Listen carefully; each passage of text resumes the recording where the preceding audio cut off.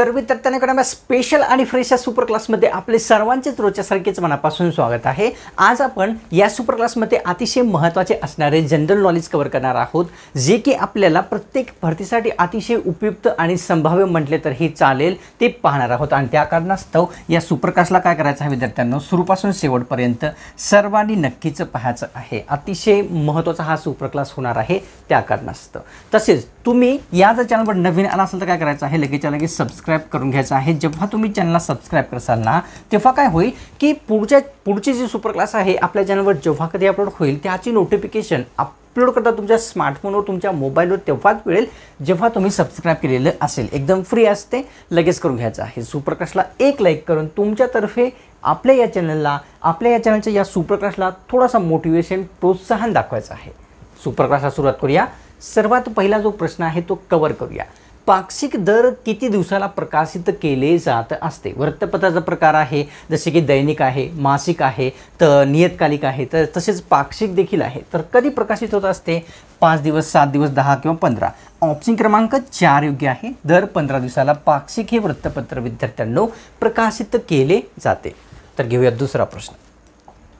प्रश्न दुसरा असा आहे, सोडियम बायकार्बोनेटला खालीलपैकी कोणत्या नावाने ओळखले जात असते? कशाला ओळखायचं आहे सोडियम बायकार्बोनेटला? तर धुण्याचा सोडा, खाण्याचा सोडा, मीठ किंवा हसवणारा वायू। तर ऑप्शन क्रमांक 2 योग्य आहे। काय? तर खाण्याचा सोडा या नावाने सोडियम बायकार्बोनेटला ओळखले जात असते। तर घेऊया तिसरा प्रश्न।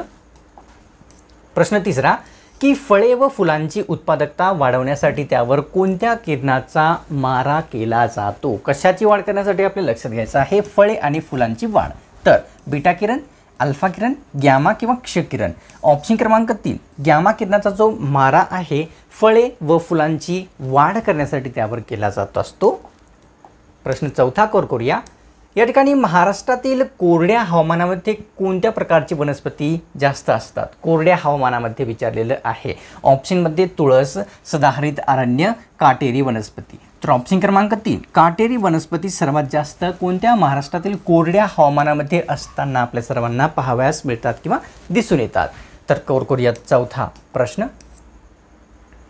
प्रश्न असा आहे की नियमित कॉफी पिल्यामुळे कोणत्या रोगापासून मानवाचे रक्षण होते ते विचारलेलं आहे। नियमित कॉफी पिल्या कारणास्तव ऑप्शनमध्ये आहे पोलिओ, स्कर्वी, पेलाग्रा किंवा बेरी।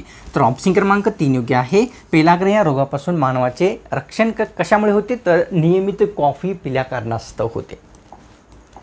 प्रश्न 6 भेंडी यामध्ये कोणत्या जीवनसत्वाचा समावेश असतो? या ठिकाणी सब्जी आहे आपली भेंडी ही, तर यामध्ये कशाचा समावेश असतो? ऑप्शनमध्ये काय दिलेले आहे पहा, vitamin A, vitamin B, vitamin C किंवा डी। तर ऑप्शन क्रमांक 1 विटॅमिन एचा समावेश भेंडीमध्ये झालेला आपल्या सर्वांना दिसून येतो। तर घेऊया पुढचा 7वा प्रश्न। प्रश्न असा आहे की राष्ट्रीय एकता दिवस कोणत्या दिवशी साजरा होतो? चला, राष्ट्रीय एकता दिवस येत असेल तर कमेंट करा। 22 ऑक्टोबर, 23 ऑक्टोबर, 31 ऑक्टोबर किंवा 28? तर ऑप्शन क्रमांक 3 योग्य आहे। 31 ऑक्टोबर या दिवशी राष्ट्रीय एकता दिवस हा साजरा केला जात असतो। पाहूया 8वा प्रश्न। तर प्रश्न या ठिकाणी असा दिसून येतो, महाराष्ट्राची ऑरेंज सिटी खालीलपैकी कोणत्या शहराला म्हणतात? चला, ऑरेंज सिटी असे विचारलेलं आहे विद्यार्थ्यांनो। तर या ठिकाणी ऑप्शनमध्ये आहे नाशिक, नागपूर, नांदेड, परभणी। तर या ठिकाणी आपण एकदा कन्फर्म करून घेऊया की याचं उत्तर काय राहणार आहे ते।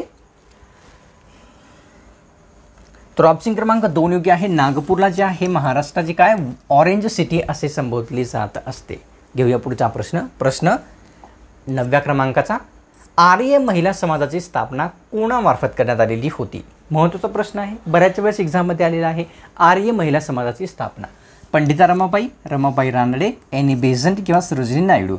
ऑप्शन क्रमांक या ठिकाणी 1 म्हणजेच पंडिता रमाबाई यांनी आर्य महिला समाजाची स्थापना केलेली आपल्या सर्वांना लक्षात घ्यायचे आहे। प्रश्न 10 मुंबई बंदराची जी स्थापना आहे ती कोणत्या वर्षी करण्यात आलेली आहे? मुंबई बंदर अतिशय महत्त्वाचे आहे। तर 16 जून 1873, 10 जून 1875 किंवा 16 जून 1874 किंवा ऑप्शन क्रमांक 4? तर ऑप्शन क्रमांक 4 योग्य आहे। 16 जून 1873 मध्ये मुंबई बंदराची स्थापना झालेली सर्वांना लक्षात घ्यायची आहे। प्रश्न 11 की इंडियाची वाईन कॅपिटल असे कोणत्या शहरास म्हणतात? आता या ठिकाणी ऑरेंज सिटी पाहिली आपण पूर्वी, आता या ठिकाणी वाईन कॅपिटल विचारलेली. नाशिक, नागपूर, पुणे, अमरावती. तर ऑप्शन क्रमांक 1 योग्य आहे. नाशिक या जिल्ह्याला कशाची, इंडियाची वाईन कॅपिटल म्हटले जाते, वाईन कॅपिटल. प्रश्न 12वा, लोकसभा व राज्यसभेच्या साध्या बहुमताने कोणाला बडतर्फ करता येते? संसदेचे 2 सभागृह, लोकसभा, राज्यसभा यांच्या साध्या बहुमताने कोण बडतर्फ होऊ शकते? तर उपराष्ट्रपती, राज्यपाल, राष्ट्रपती किंवा सरन्यायाधीश. ऑप्शन क्रमांक 1 योग्य आहे. उपराष्ट्रपती यांना जे आहे दोन्ही सभागृहाच्या साध्या बहुमताने बडतर्फ करता येते. तर घेऊया पुढचा प्रश्न. 13वा प्रश्न, डॉक्टर बाबासाहेब आंबेडकर यांच्या समाधीस्थळाचे नाव दिलेल्या पर्यायापैकी कोणते आहे? चैत्यभूमी, वीरघाट, शांतीवन किंवा वरीलपैकी नाही.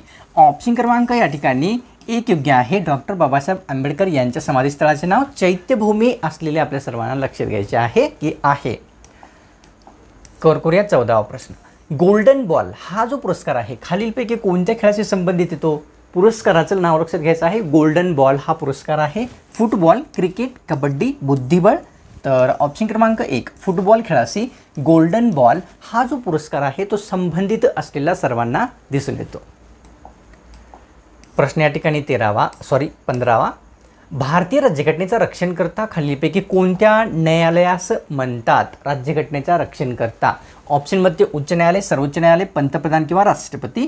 तर ऑप्शन क्रमांक या ठिकाणी किती? 2 योग्य आहे. सर्वोच्च न्यायालयाला राज्यघटनेचा रक्षणकर्ता असे संबोधले जात असते. तर घेऊया पुढचा प्रश्न, जो की आहे विद्यार्थ्यांना आपल्यासमोर 16व्या क्रमांकाचा. तर पाहूया काय राहील ते. बिटुमिनस हा खालीलपैकी कशाचा अतिशय प्रसिद्ध प्रकार आहे? बिटुमिनस, कोळसा, खडक, मॅग्नेशियम किंवा ग्रॅनाइट. तर ऑप्शन क्रमांक 1 योग्य आहे. कोळशाचा जो आहे बिटुमिनस हा अतिशय प्रसिद्ध असलेला एक प्रकार आपल्याला विद्यार्थ्यांनो दिसून येतो. घेऊया पुढचा प्रश्न. प्रश्न 17वा, महाराष्ट्रातील तिसऱ्या क्रमांकाचे सर्वोच्च शिखर विचारलेले आहे. महाबळेश्वर, साल्हेर, मुल्हेर किंवा कळसुबाई. तर ऑप्शन क्रमांक 1 योग्य आहे. महाबळेश्वर हे जे आहे तिसऱ्या क्रमांकाचे महाराष्ट्रातील सर्वात उंच असलेले शिखर दिसून येते. पहिल्या क्रमांकाचे आहे कळसुबाईची, सर्वांना माहीतच असेल. तर या ठिकाणी मुस्लिम लीगची जी स्थापना आहे ती कोणत्या व्यक्तींनी केलेली होती? मुस्लिम लीगची स्थापना विचारलेली आहे. महत्त्वाचा प्रश्न. अली जिना, आगा खान किंवा ख्वाजा सल्ली मुल्ला किंवा वरीलपैकी सर्व. ऑप्शन क्रमांक 4 योग्य राहणार आहे विद्यार्थ्यांना. वरीलपैकी सर्व म्हणजे ख्वाजा सल्लीमुल्ला, आगा खान तसेच अली जिना या सर्वांनी मिळून मुस्लिम लीगची स्थापना केलेली दिसून येते. प्रश्न 19वा, वर फेकलेल्या कोणत्याही वस्तूची गती खाली येताना कोणत्या कारणास्तव वाढत असते? कोणतीही वस्तू जर आपण वरी फेकली तर त्याची जी गती आहे खाली येताना वाढते. कारण काय आहे? गुरुत्वाकर्षण, जमीन, वस्तूचे वजन किंवा वरीलपैकी नाही. ऑप्शन क्रमांक 1 गुरुत्वाकर्षण या कारणास्तव कोणत्याही वर फेकलेल्या वस्तूची गती खाली येताना वाढत असते. तर घेऊया 20वा प्रश्न. प्रश्न आपल्यासमोर असा आहे की छत्रपती शिवाजी महाराज विद्यापीठ खालीलपैकी कोणत्या जिल्ह्यात आहे? महत्त्वाचा प्रश्न आहे. छत्रपती शिवाजी महाराज विद्यापीठ विचारलेलं आहे. कोल्हापूर, नाशिक, नागपूर, सोलापूर. ऑप्शन क्रमांक 1 कोल्हापूर जिल्ह्यामध्ये छत्रपती शिवाजी महाराज विद्यापीठ असलेले आपल्या सर्वांना दिसून येते. प्रश्न 21वा की भारतातील सर्वात पहिल्या जनगणनेच्या वेळी जो आहे भारताचे व्हाईसरॉय कोण होते ते विचारलेलं आहे. सर्वात पहिल्या जनगणने वेळेस. तर या ठिकाणी Lord Ripon, Lord Curzon, Lord Lytton किंवा लॉर्ड मेयो. ऑप्शन क्रमांक 4 लॉर्ड मेयो हा जो व्यक्ती आहे या ठिकाणी सर्वात पहिली जी जनगणना झालेली आहे स्वातंत्र्य प्राप्तीपूर्वीची त्यावेळेस भारताचे व्हाईसरॉय होते. प्रश्न 22वा कोणत्या युद्धानंतर सम्राट अशोकांनी युद्धाचा त्याग करून बौद्ध धर्म स्वीकारलेला होता? कोणते युद्ध होते ज्या युद्धानंतर सम्राट अशोकाने युद्धाचा त्याग केलेला आहे? प्लासी, पानिपत, कलिंग किंवा कुरुक्षेत्र. ऑप्शन क्रमांक 3 कलिंग युद्धाच्या नंतर सम्राट अशोकाने युद्धाचा त्याग केला आणि बौद्ध धर्म स्वीकारला. घेऊया पुढचा प्रश्न. प्रश्न 23वा महाराष्ट्रात सर्वात जास्त समुद्रकिनारा जो आहे ना तो कोणत्या जिल्ह्याला लागलेला आहे, कोणत्या जिल्ह्याला सर्वात जास्त आहे? रत्नागिरी, रायगड, मुंबई उपनगर किंवा सिंधुदुर्ग? ऑप्शन क्रमांक 1 रत्नागिरी या जिल्ह्याला जे आहे समुद्रकिनारा विद्यार्थ्यांनो महाराष्ट्रात सर्वात जास्त लाभलेला दिसून येतो. प्रश्न 24वा की संविधान सभेमध्ये प्रत्येकी 1 जागा मिळवणारे एकूण किती पक्ष होते? संविधान सभेविषयी प्रश्न आहे. प्रत्येकी 1 जागा मिळवणारे सदस्य विचारलेले की किती होते? 5, 6 पक्ष किती होते? 5, 7, 8 किंवा 10? तर ऑप्शन क्रमांक या ठिकाणी 2 म्हणजे 7 सदस्य प्रत्येकी संविधान सभेमध्ये 1 जागा मिळवणारे असलेले आपल्या सर्वांना लक्षात घ्यायचं आहे की होते. प्रश्न 25वा की कर्करोगावरील उपचारासाठी खालीलपैकी कशाचा वापर होतो? कर्करोग आपण ज्यांना इंग्लिशमध्ये कॅन्सर म्हणतो, तर या रोगासाठी कशाचा उपयोग होत असतो? आयोडीन, सोडियम, कोबाल्ट किंवा युरेनियम? तर ऑप्शन क्रमांक 3 योग्य आहे. कोबाल्टचा जो वापर आहे कर्करोगावरील उपचारासाठी केला जात असतो. घेऊया 26वा प्रश्न. दीनबंधू फ्री स्कूलची स्थापना कोणत्या व्यक्तीने केलेली आहे? स्कूलचं नाव आपल्याला लक्षात घ्यायचं आहे. दीनबंधू फ्री स्कूल विचारलेलं आहे. तर कृष्णराव भालेकर, महात्मा फुले, महात्मा गांधी, पांडुरंग तर्खडकर? ऑप्शन क्रमांक आपल्यासमोर 1 म्हणजेच कृष्णराव भालेकर यांनी दीनबंधू फ्री स्कूलची स्थापना केलेली होती. तर घेऊया पुढचा 27वा प्रश्न काय आहे ते. भारतामध्ये एकूण किती उच्च न्यायालयाचा समावेश आहे ते आपल्याला सांगायचं आहे. उच्च न्यायालय विचारलेले आहे तर किती आहे? तर या ठिकाणी 27, 26, 28 किंवा 25?